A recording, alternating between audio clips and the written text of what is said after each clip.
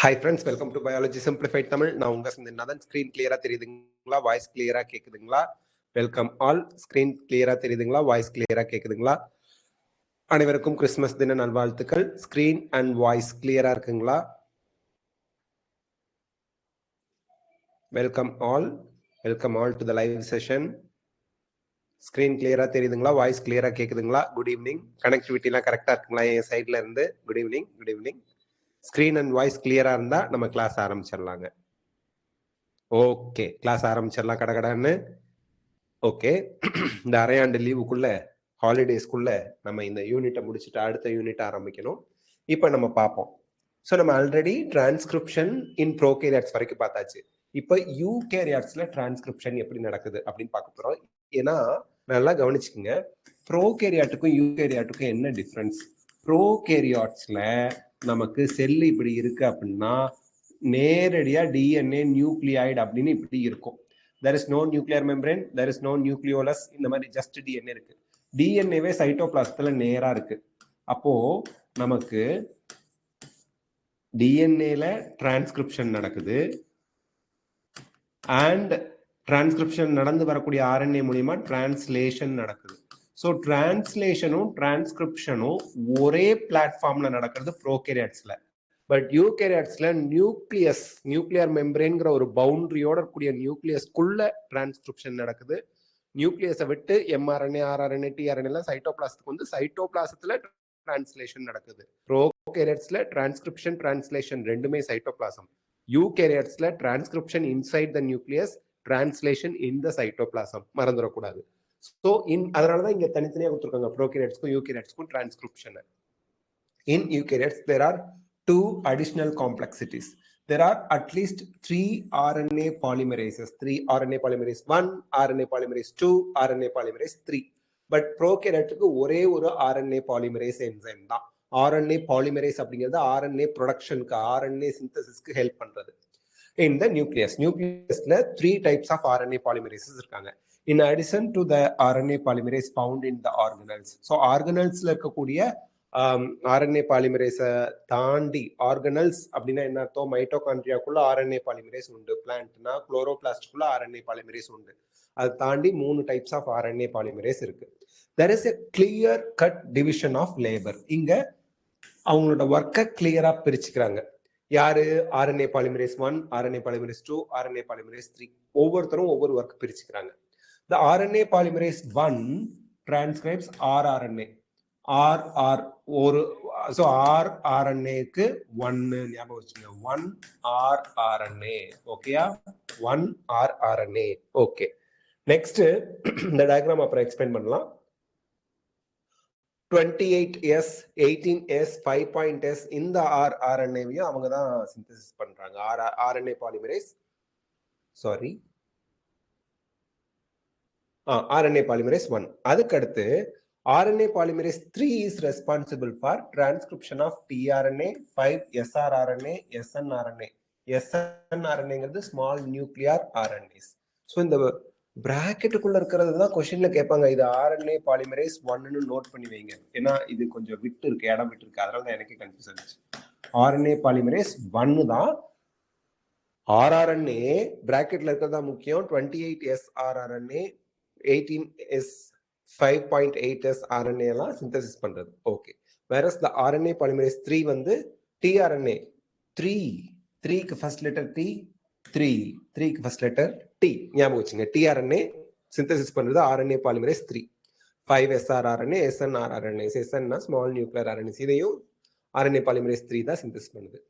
Then RNA polymerase 2 transcribes precursor of mRNA. mRNAவோட precursor யாருங்க? HNRNA, heterogeneous nuclear RNAவை synthesis பண்றது RNA பாலிமரேஸ் 2 HN2 இருக்குதுன்னு ஞாபகம் வச்சுக்கோங்க. ஆருக்கு முன்னாடி, RNAக்கு முன்னாடி 2 இருக்கிறான். HNRNAவை ப்ரொடியூஸ் பண்றது RNA பாலிமரேஸ் 2. அவனை தான் இங்க வந்து ப்ரீகர்சர் ஆஃப் mRNAங்கிறாங்க. ப்ரீகர்சர்னா mRNAக்கு முன்னாடி அப்படின்னு அர்த்தம். ஓகே, ஸோ அந்த HNRNA அவங்களே கொடுத்துட்டாங்க. ப்ரீகர்சர் ஆஃப் mRNA யாரு? ஹெட்டிரோஜினஸ் நியூக்ளியர் RNA, HNRNAன்னு சொல்றோம். ஓகே, நெக்ஸ்ட் ஃபர்ஸ்ட் காம்ப்ளெக்சிட்டி பார்த்தாச்சு. முதல் பிரச்சனை என்ன, ஆர்என்ஏ பாலிமரேஸ் ஒன்று மட்டும்தான் ப்ரோகேரியட்ஸ்க்கு இருந்துச்சு, எல்லா ஆர்என்ஏவையும் சிந்தசிஸ் பண்ண. பட் யூகேரியட்ல 3 டைப்ஸ் ஆஃப் ஆர்என்ஏ பாலிமரேஸ், ஆர்ஆர்என்ஏக்கு தனியா இருக்கு, எம்ஆர்என்ஏக்கு தனியா இருக்கு, டிஆர்என்ஏக்கு தனியா இருக்கு. ஆர்ஆர்என்ஏனா ஆர்என்ஏ பாலிமரேஸ் 1, டிஆர்என்ஏனா ஆர்என்ஏ பாலிமரேஸ் 3, எம்ஆர்என்ஏனா எம்ஆர்என்ஏவோட ப்ரீகர்சரான ஹெச்என்ஆர்என்ஏவை சிந்தசிஸ் பண்றது ஆர்என்ஏ பாலிமரேஸ் 2. இது ஒரு காம்ப்ளெக்சிட்டி.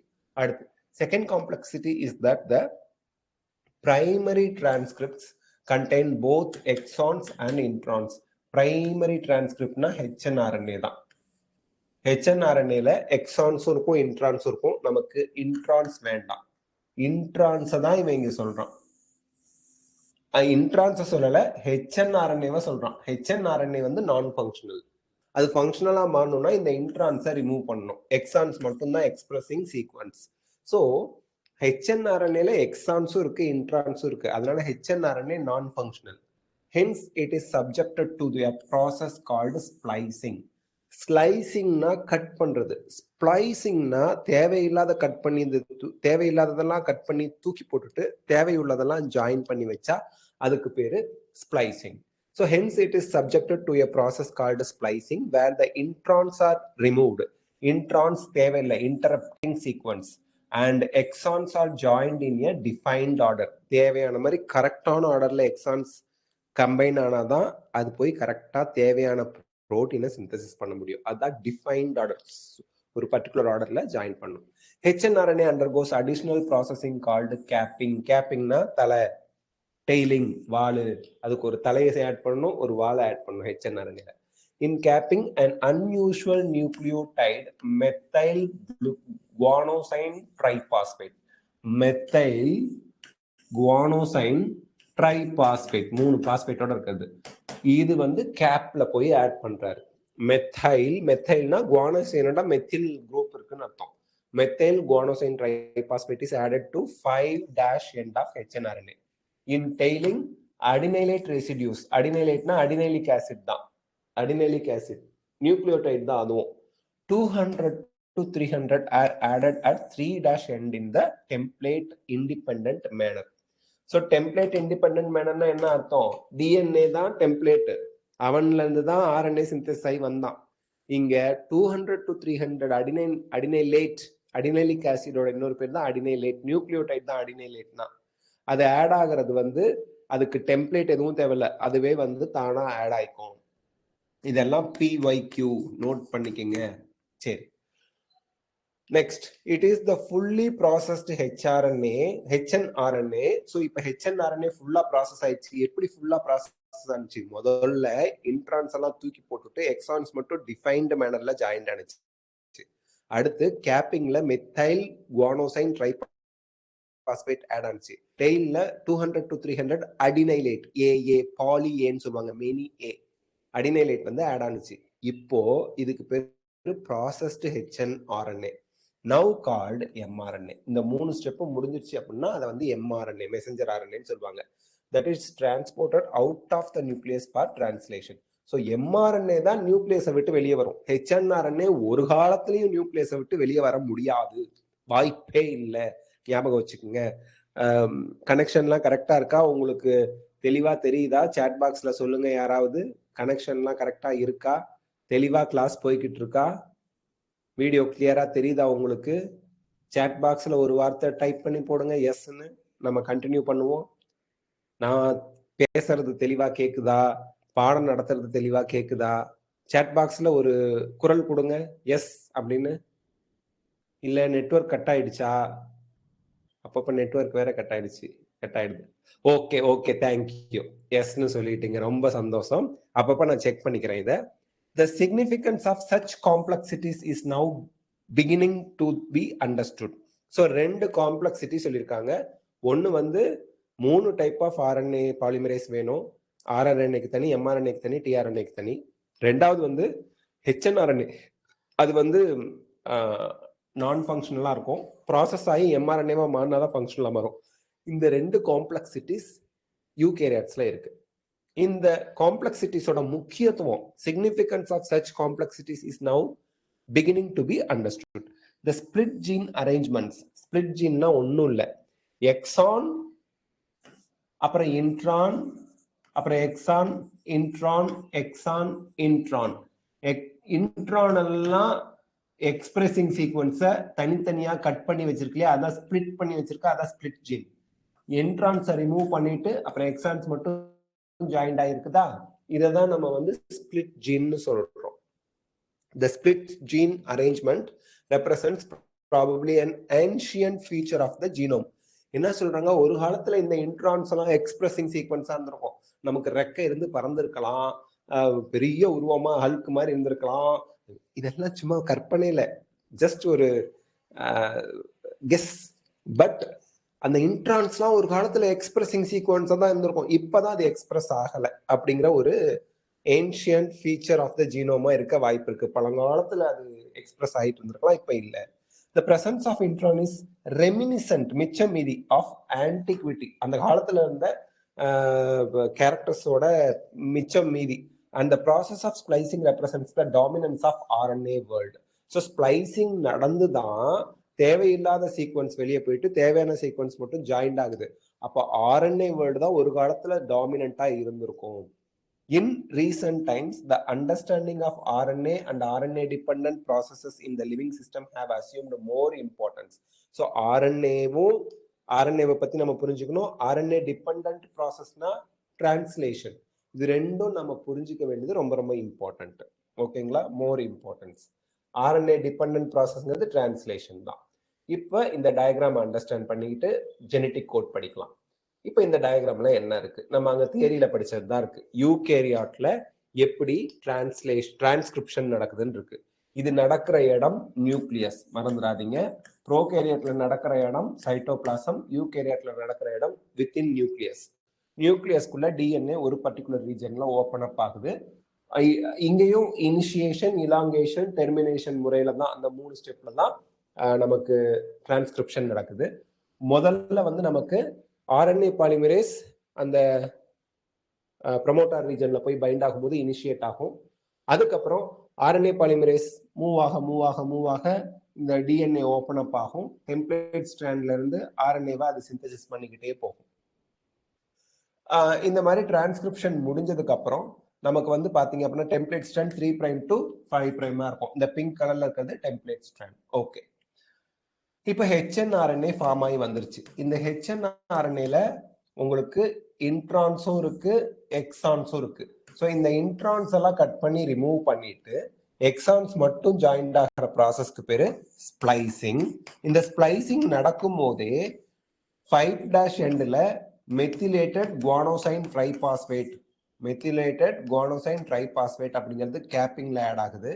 டெய்ல 3' எண்டில் உங்களுக்கு பாலி அடினைலேஷன் 200 to 300 அடினைலேட் சீக்வன்ஸ் வந்து இங்க ஆட் ஆகுது. டிபெண்டன்ட் வித்தவுட் டெம்ப்ளேட், அதாவது டெம்ப்ளேட் டிபெண்டன்ட் மேனர், டெம்ப்ளேட் இல்லாமே வித்தவுட் டெம்ப்ளேட் இங்க டெய்ல் ரீஜன் ஆட் ஆகுது. ஆட் ஆகி கடைசியா வர்றதுக்கு பேர் தான் மெசஞ்சர் RNA. ஓகேங்களா? சரி, ஸோ இதுதான் நம்ம டிரான்ஸ்கிரிப்ஷன் இன் யூகேரியாட்ல படிக்க வேண்டியது. இது வரைக்கும் படிச்ச டிரான்ஸ்கிரிப்ஷன்ல உங்களுக்கு டவுட் இருந்தா சாட் பாக்ஸ்ல சொல்லுங்க. டவுட் இல்லைன்னா நம்ம ஜெனட்டிக் கோட் நடத்த ஆரம்பிச்சிடலாம். டிரான்ஸ்கிரிப்ஷன்ல டவுட் இருந்தா எனக்கு சாட் பாக்ஸ்ல சொல்லுங்க. இல்லைன்னா நம்ம என்ன போயிடலாம், ஜெனட்டிக் கோட் இன்னைக்கு நடத்தி முடிச்சிடலாம். டவுட் ஏதாவது இருக்குங்களா? Okay, very good. No sir சொல்லிட்டீங்க, தேங்க்யூ. இப்போ நம்ம ஜெனட்டிக் கோட் நடத்தலாம். Genetic code is very simple and easy concept, but நிறைய கொஞ்சம் நம்ம ஞாபகம் வச்சுக்க வேண்டியிருக்கும். அது என்னன்னு இப்போ பார்ப்போம்.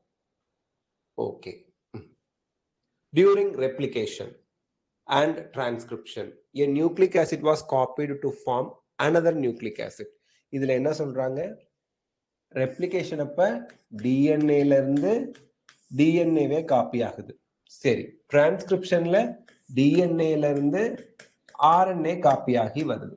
Nucleic acid to nucleic acid, nucleic acid to nucleic acid. So ரெப்ளிகேஷன்லையும் டிரான்ஸ்கிரிப்ஷன்லையும் ஒரு நியூக்ளிக் ஆசிட் இன்னொரு நியூக்ளிக் ஆசிடா தான் காப்பி ஆகுது. ரெப்ளிகேஷன்லயும் டிரான்ஸ்கிரிப்ஷன்லயும், there is no doubt. Okay, hence these processes are easy to conceptualize on the basis of complementarity.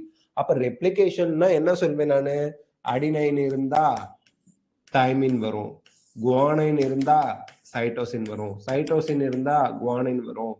Thymine இருந்தா adenine வரும். Okay, எனக்கு ஒரு ஸ்ட்ராண்ட் 3' to 5' ACGTACGTன்னு இருந்தா அப்ப இதுல இருந்து என்ன RNA வரும்? 5' UGCA 3' வரும். ஓகே, டெம்ப்ளேட் ஸ்ட்ராண்ட் கொடுத்தா இதுதான் mRNA வரும். ஸோ காம்ப்ளிமெண்டாரிட்டியை வச்சு என்ன ஸ்ட்ராண்ட் ஃபார்ம் ஆகும்னு என்னால ரெப்ளிகேஷன்லயும் சொல்ல முடியும், டிரான்ஸ்கிரிப்ஷன்லயும் சொல்ல முடியும். பட் அடுத்து பாருங்க, த ப்ராசஸ் ஆஃப் டிரான்ஸ்லேஷன். நம்ம இன்னும் டிரான்ஸ்லேஷன் படிக்கல, ஆனா அதுக்கு முன்னாடி ஜெனட்டிக் கோட் படிச்சாதான் டிரான்ஸ்லேஷன் புரிஞ்சுக்க முடியும். டிரான்ஸ்லேஷன் என்ன?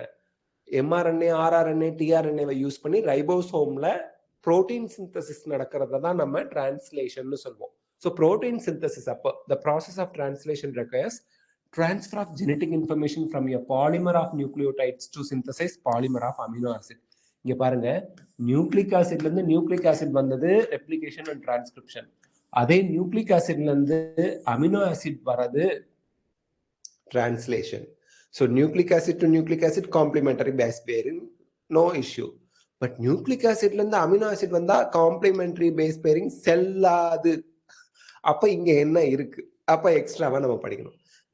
Neither does any complementarity exists between nucleotides and amino acids, nor could any be drawn theoretically. இங்க என்ன சொல்றாங்க?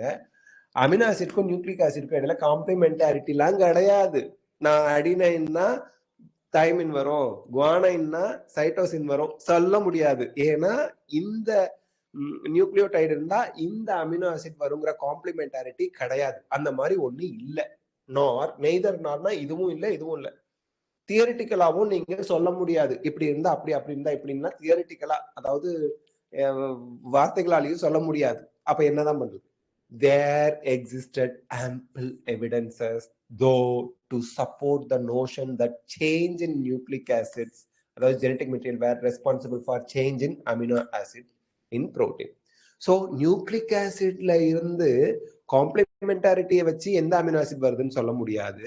ஆனா நியூக்ளிக் ஆசிட்ல சேஞ்ச் ஆனா புரோட்டீனோட அமினோ ஆசிட் சீக்வன்ஸ்ல சேஞ்ச் வரதுக்கு எவிடன்ஸ் இருக்குது.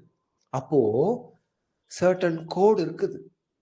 இந்த 3 அமினோ ஆசிட், அதாவது ஒரு அமினோ ஆசிட்க்கு 3 நியூக்ளியோடைட் சேர்ந்து இந்த பர்டிகுலர் அமினோ ஆசிட கோட் பண்ணுது. இந்த 3 நியூக்ளியோடைட் சேர்ந்து இன்னொரு அமினோ ஆசிட கோட் பண்ணுது. அப்படிங்கிற ஒரு கோடு இருக்குது. அதுக்கு இந்த எவிடன்ஸே proof. Okay, this led to the proposition of genetic code that could direct the sequence of amino acids during synthesis of proteins. So இது என்ன பண்ணுது? ஜெனட்டிக் கோட்னு ஒண்ணு இருக்குது. அந்த ஜெனட்டிக் கோட் தான் புரோட்டீன் சிந்தசிஸ் அப்ப என்ன ஆசிட் சீக்வன்ஸ் வரணும், ஒரு புரோட்டீன்ல எந்த அமினோ ஆசிட் சீக்வன்ஸா அமையணுங்கிறத டிசைட் பண்ணுது, டைரக்ட் பண்ணுது genetic code. Okay, if determining the biochemical nature of genetic material and the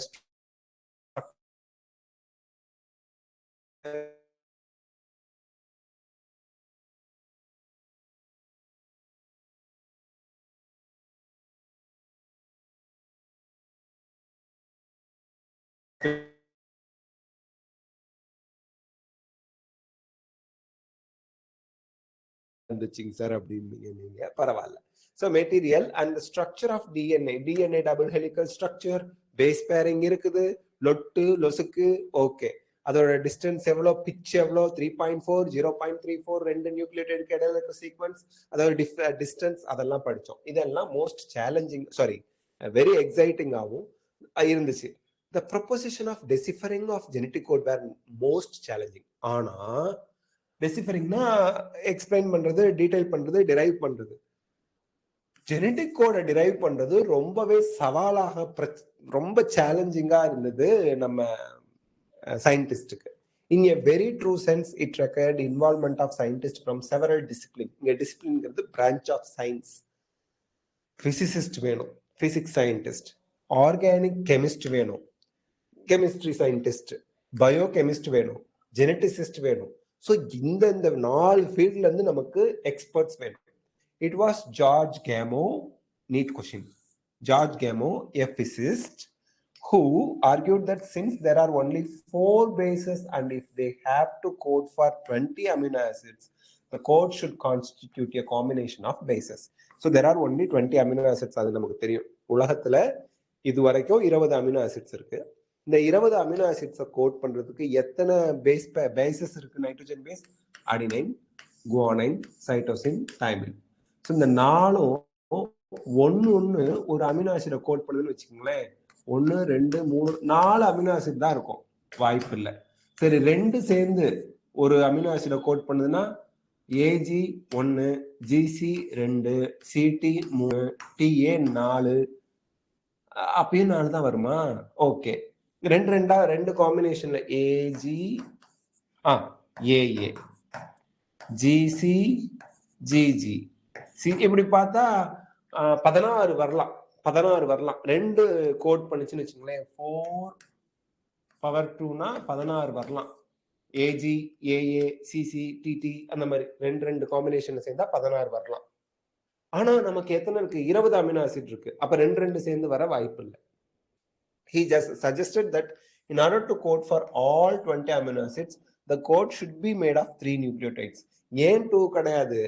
4^1, ஒவ்வொன்னும் ஒன்னுக்கு ஏன்னா ஒரு அமினோ ஆசிட் ஜி ஒரு அமினோ ஆசிட், சி ஒரு அமினோ ஆசிட், டி ஒரு அமினோ ஆசிட்னா 4 அமினோ ஆசிட் தான் இருக்க முடியும். 2 சேர்ந்து கோட் பண்ணிச்சுன்னா 16 அமினோ ஆசிட் தான் இருக்க முடியும். ஆனா நமக்கு 20 இருக்கு. அப்ப 3 நியூக்ளியோடைட் சேர்ந்து தான் இருக்கும். இப்போ உங்களுக்கு ஒரு டவுட் வரும், ஏன் 4 அமினோ ஆசிட் சேர்ந்து, சாரி 4 பேசஸ் சேர்ந்து ஒரு அமினோ ஆசிடை கோட் பண்ணக்கூடாதா? 3 அமினோ ஆசிட் சேர்ந்து 3 பேசஸ், 3 நைட்ரஜன் பேசஸ் சேர்ந்து 3 நியூக்ளியோடைட் சேர்ந்து ஒரு அமினோ ஆசிடை கோட் பண்ணலாம் அப்படின்னு சொல்லிட்டாங்க. இப்ப நமக்கு டவுட் வரும், ஏன் 3 தான் சேர்ந்து ஒரு அமினோ ஆசிடை கோட் பண்ணுமா? 4 நியூக்ளியோடைட் சேர்ந்து கூட ஒரு அமினோ ஆசிடை கோட் பண்ணலாம்ல, 5 சேர்ந்து கூட ஒரு அமினோ ஆசிடை கோட் பண்ணலாம்ல. ஆனா இருக்கிறதே 4 தானே. சரி, 4ம் வேற வேற வெரைட்டி ஆஃப் காம்பினேஷன்ல சேர்ந்து கோட் பண்ணலாம்ல அப்படின்னு உங்களுக்கு ஒரு டவுட் வரும். இங்க பாருங்க, this was a very bold proposition, ரொம்ப தைரியமான ஒரு proposition, because a permutation combination of 4^3, 4 into 4 into 4 would generate 64 codons. ஆனா 20 கோடான் தான் 20 அமினோ ஆசிட் இருக்கணும். 64 codons வருதே, generating many more codons than required. 20 codons விட எக்கச்சக்கமான 44 codons எக்ஸ்ட்ராவா ஜெனரேட் ஆகுது, providing proof that the codon was triplet. So codon triplet தான் proof, experimentally proof கொடுத்துட்டாங்க, laboratoryல experiment பண்ணி கொடுத்துட்டாங்க. Was a more daunting task. So இதுக்கு ஒரு क्वेश्चन எல்லாருக்குமே வரும், 4 நியூக்ளியோடைட் சேர்ந்து கூட ஒரு கோடானா இருக்கலாம் இல்லைன்னு. ஆனா கோடான் ட்ரிப்ளெட் தான் அப்படின்னு ப்ரூஃப் பண்றதுக்குள்ள அவங்களுக்கு போதும் பெரிய பிரச்சனை, ரொம்ப ப்ராப்ளமேட்டிக்கா இருந்தது. சவாலான்ஸ். The chemical method developed by Hargobind Khorana was, அவர் ஒரு கெமிக்கல் மெத்தட் டெவலப் பண்ணாரு, instrumental in synthesising RNA molecule with defined combination of bases. So homopolymers and copolymers அப்படின்னு சொல்றாங்க. ஸோ அவர் டிஃபைன்டு காம்பினேஷன் ஆஃப் பேசஸ், ஒரு குறிப்பிட்ட காம்பினேஷன் ஆஃப் பேசஸ்ல ஆர்என்ஏ மாலிகூல அவர் வந்து சிந்தசைஸ் பண்ணாரு லெபார்டரியில. Synthesising RNA molecules with defined combination of bases. ஹோமோபாலிமர்ஸ்னா என்ன? ஒரே டைப் ஆஃப் நியூக்ளியோடைடை வச்சு வருது. கோபாலிமர்ஸ்னா காம்பினேஷன் ஆஃப் நியூக்ளியோ மோனோமர்ஸை வச்சு செய்யறது, டிஃப்ரெண்ட் மோனோமர்ஸ் வச்சு. இது வந்து ஹர்கோபிந்த் குரானா ஆர்என்ஏ மாலிகூல்ஸை டிஃபைன்டு காம்பினேஷன் ஆஃப் பேசஸ் வச்சு சிந்தசைஸ் பண்ணாரு. யாரு? ஹர்கோபிந்த் குரானா. என்ன பண்ணாருன்னு பாத்துங்க, synthesised RNA molecules in laboratory with defined combination of bases. Okay, இது ஹர்கோபிந்த் குரானாவோட ஒரு இம்பார்ட்டன்டான ஒர்க்கு. இதை வச்சுதான் அவங்க வந்து கண்டிப்பா கோடான்ஸ்ங்கிறது ட்ரிப்ளெட்டா தான் இருக்கும் அப்படிங்கிற ஒரு முடிவுக்கு வரதுக்கு ஹெல்ப் பண்ணுச்சு. அடுத்து Marshall Nirenberg's cell free system for protein synthesis, செல்லே இல்லாம புரோட்டீன் சிந்தசிஸ் பண்ணி காமிச்சாரு.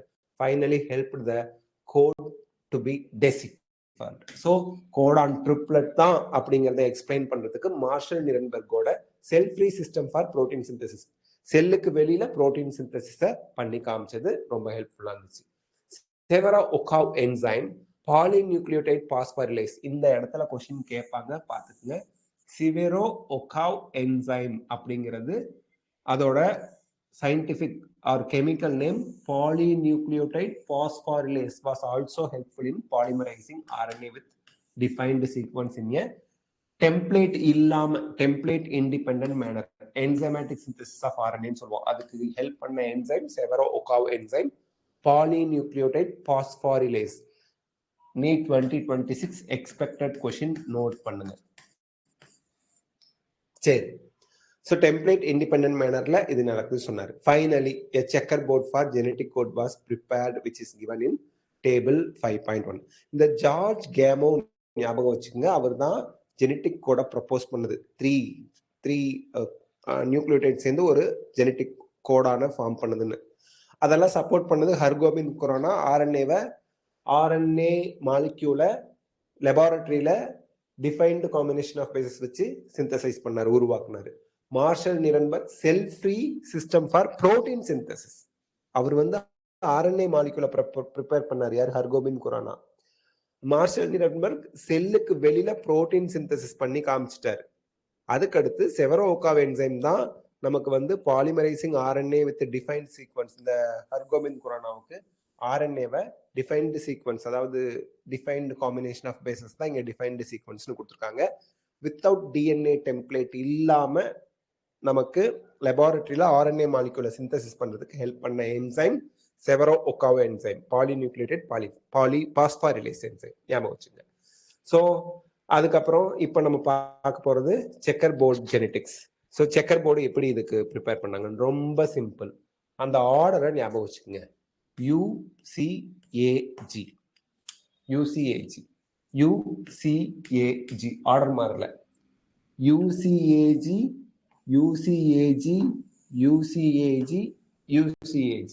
இந்த யூசிஏஜி எங்க தெரியுமா வரும்? எல்லாத்துக்கும் கடைசியா வரும். ஒவ்வொரு பாக்ஸ்குள்ளேயும் கடைசியா இந்த யூசிஏஜி தான் இருக்கும். பாத்துக்கோங்க, எல்லாத்துலயுமே 3வது லெட்டர் யூசிஏஜின்னு தான் முடியும். யூசிஏஜி நல்லா பாத்துக்கோங்க. யூசிஏஜி தான் சிம்பிளிஃபை ஆயிரும் உங்களுக்கு. யூசிஏஜி தான் எல்லாத்துலயுமே 3வதா முடியறது. யூசிஏஜி தான். இந்த யூசிஏஜி 3வதா இருக்கும். இந்த யூவும் மொதல் 2ல வந்துடும் இந்த பாக்ஸ்ல. இந்த பாக்ஸ்ல சியூ இந்த 2ம், இந்த பாக்ஸ்ல ஏயு 2ம், இந்த பாக்ஸ்ல ஜியு. அப்போ யூ 4 தடவை எழுதிக்கணும் இந்த 2ஐயும். யூசிஏஜி அப்படியே எடுத்து எழுதிக்கணும். யூசி அப்படியே 4 தடவை எழுதிக்கணும். யூசிஏஜி எழுதிக்கணும். இப்படி எழுதிங்கன்னா கடன்னு ஃபில் பண்ணிடலாம். இப்போ யாரு எந்த அமினோ ஆசிட கோட் பண்ணுவா அப்படிங்கிறத கண்டுபிடிச்சிட்டாங்க. இது எல்லாமே கண்டுபிடிச்சு வச்சிருக்கிறது தான். ஸோ அதை நீங்க படிச்சுக்கணும். இதுக்கான ஷார்ட் ட்ரிக் நம்ம சேனல்லே போட்டிருப்போம். ஜெனட்டிக் கோட் ஷார்ட் ட்ரிக் நம்ம சேனல்ல போயிட்டு சர்ச் பண்ணி, இப்போ சேனலுக்குள்ள சர்ச் பண்ணி பார்த்தீங்கன்னா இருக்கும். ரொம்ப அழகா குயிக்கா மனப்பாடம் பண்ற மாதிரி போட்டிருப்போம். அது பார்த்துக்குங்க. ஓகே, இப்போ the salient features of genetic code are as follows. என்ன important features என்னன்னு பார்ப்போம். பாருங்க, the codon is triplet, no doubt. codon வந்து triplet, 3 நியூக்ளியோடைட் சேர்ந்தது ஒரு codon. 61 codons code for amino acid. 3 codons do not code for any amino acids. Hence they are, அவங்களோட ஃபங்க்ஷனே stop Godan, அதாவது டிரான்ஸ்லேஷனை stop பண்றவங்க. இப்ப பாருங்க, இதை நோட் பண்ணுங்க. Important question. UAA, UAG, UGA stop codon. 61 out of 64 amino acid code பண்ணுது. மீதி 3 UAA, UAG, UGA stop codon. Stop codon என்ன? புரோட்டீன் சிந்தசிஸை நிறுத்துறவன். புரோட்டீன் சிந்தசிஸை நிறுத்துறவன் அவன். ஞாபகம் வச்சுங்க. ஓகே, அடுத்து சம் அமினோ ஆசிட்ஸ். சில அமினோ ஆசிடுக்கு, ஒரு அமினோ ஆசிடுக்கு ஒரு கோடான் இருந்தா ஏன் 61 கோடான் இருக்கு? 3 நிறுத்துறதுக்கு அதை விட்டுருங்க, 61 கோடான் இருக்கு. ஆனா 20 அமினோ ஆசிட் தான் இருக்கு. அப்போ ஒரு அமினோ ஆசிட்க்கு மோர் தென் 1 கோடான் இருந்தே ஆகணும். அதுதான் degenerate. Some amino acids are coded by more than 1 codon. Hence the code is degenerate. Generate na உருவாக்குறது, degenerate na திருப்பி உருவாக்குறது, ரிவர்ஸ் திருப்பி உருவாக்குறது. அப்படின்னா என்ன அர்த்தம்? ஒரு அமினோ ஆசிட வேற வேற கோடான்ஸே கோட் பண்ணுவான். இங்க பாருங்க, ஃபர்ஸ்ட் எடுத்ததுமே இருக்கு. ட்ரிபிள் யூங்கிற கோடானும் ஃபினைல் அலனைனை கோட் பண்ணுவான். யூயூசி ஃபினைல் அலனைனை கோட் பண்ணுவான். செரைனுக்கு பாருங்க 4 கோடான் இருக்கு. இங்கே 4 கோடான் இருக்கு. இங்க வேற 2 இருக்குது. மொத்தம் 6 கோடான் இருக்கு செரைனுக்கு. ஸோ இது போல டைரோசினுக்கு 2 கோடான் இருக்கு. அதனால மோர் தென் 1 நியூக்ளியோடைட் அந்த ட்ரிப்ளெட் இருக்கு இல்லையா, மோர் தென் 1 ட்ரிப்ளெட், மோர் தென் 1 கோடான் ஒரு அமினோ ஆசிட்கே இருப்பான். அந்த மாதிரி இருந்தா அதுக்கு பேரு டீஜெனரேட். ஓகே, அந்த டேபிளை வச்சு பார்க்கும்போது உங்களுக்கு ஈஸியா அண்டர்ஸ்டாண்ட் ஆகும். The codon is read in mRNA in a contiguous fashion. contiguous fashion என்ன? இப்போ 3 பேர் சேர்ந்தது கோடான்ங்கிறோம். அமினோ ஆசிட், அதாவது mRNA இப்படி இருக்கு. mRNAல A, U, G, C, U, G, A, A, C, U, C, Gன்னு போயிட்டே இருக்கு. கண்டினியூவா இருக்கும். இடையில கமா இருக்காது, ஸ்பேஸ் இருக்காது, எதுவுமே இருக்காது. கண்டினியூவா இருக்கும். வித்தவுட் எனி ஸ்பேஸ், கமா கிடையாது, அப்பாஸ்ட்ரஃபி கிடையாது, 3 இடையில கேப் எல்லாம் இல்லை. அதுதான் கண்டிகுவஸ் ஃபேஷன். கண்டினியூவா அப்படியே தொடர்ந்து இருக்கும். There are no punctuations. நம்ம நினைச்சுக்குவோம் 3 கோடான், 3 பேர் சேர்ந்தா 3 நியூக்ளியோடைட் ஒரு கோடான். அப்போ 3 நியூக்ளியோடைட் இடையில ஸ்பேஸ் இருக்கும் போல. ஸ்பேஸ்னா அது கண்டினியூவா இருக்கும். Okay, the code is nearly universal. அப்படின்னா என்ன? AUG மெத்தியோனைன்னா ப்ரோகேரியாட்லயும் அது மெத்தியோனைன், பாக்டீரியாலையும், ஹியூமன்லயும் மெத்தியோனைன், சிங்கம் புலிலையும் மெத்தியோனைன், தாவரங்கள் பிளான்ட்லயும் அது மெத்தியோனைன் தான் சிந்தசிஸ் பண்ணும். இதுதான் யூனிவர்சல். எல்லா இடத்துலயும் அது மெத்தியோனைன் தான் சிந்தசிஸ் பண்ணும். For example, from bacteria to human, triple U would code for phenylalanine. Some exception to this rule have been found in mitochondrial codons and in some protozoans. So இதை exception பார்த்துக்குங்க, question கேட்கலாம். சில கோடான் மைட்டோகாண்ட்ரியாலையும் புரோட்டோசோவன்லையும் வேற வேற ஒரே கோடான் தான் இருக்கும். இங்க வேற ஒர்க் பண்ணும், வேற அமினோ ஆசிட சிந்தசிஸ் பண்ணும், இங்க வேற அமினோ ஆசிட சிந்தசிஸ் பண்ணும். ஸோ அது அந்த எக்ஸப்ஷன் டு திஸ் ரூல். யூனிவர்சலுக்கு எக்ஸப்ஷன் எதுல இருக்குதுங்க? யூனிவர்சல்னா ட்ரிபிள் யூங்கிறது பாக்டீரியாலையும் என்னதான் சிந்தசிஸ் பண்ணுது? Phenyl alanine. ஹியூமன்லயும் ஃபினைல் அலனைன், பன்னிக்குட்டிலையும் ஃபினைல் அலனைன், குரங்கு குட்டிலையும் ஃபினைல் அலனைன் தான். பட் மைட்டோகாண்ட்ரியல் கோடான் புரோட்டோசோவன்லையும் மைட்டோகாண்ட்ரியாலையும் பார்க்கும்போது வேற வேற ஒர்க் பண்ணுது அப்படிங்கிறத கண்டுபிடிச்சிருக்காங்க. அது exception to the rule. Okay, AUG has dual function. ஏயூஜிக்கு 2 ஃபங்க்ஷன் இருக்கு. ஒன்னு மெத்தியோனைன் அப்படிங்கிறத கோட் பண்ணுது, அண்ட் இனிஷியேட்டர் கோடான். எல்லா டைப் ஆஃப் புரோட்டீனுக்கும் மெத்தியோனைன் தான் முதல்ல வரும். அப்போ புரோட்டீன் சிந்தசிஸ் ஸ்டார்ட் பண்றது ஏயூஜில தான், ஞாபகம் வச்சுக்கோங்க, ஸ்டார்ட் பண்றது. அண்ட் மெத்தியோனைன்கிற அமினோ ஆசிட்க்கும் அது கோடா இருக்கும். ஸ்டார்டர் கீ ஸ்டார்ட் பண்றது அவன் தான், protein synthesis. UAA, UAG, UGA are stop or terminator codons. அந்த முன்னாடி கொடுத்ததே திருப்பி கொடுத்துருக்காங்க. Okay, if following is the sequence of nucleotides in mRNA, predict the sequence of amino acid coded by it. Take help of the checkerboard. AUG first when the starter methionine, UUU phenyl alanine, UUC என்ன, UUC என்ன பார்த்துக்குவோம். இந்த இவன் என்ன கொடுத்துருக்கானோ அதை பார்த்துங்க, அதை base பண்ணி கொஸ்டின் கேட்பாங்க.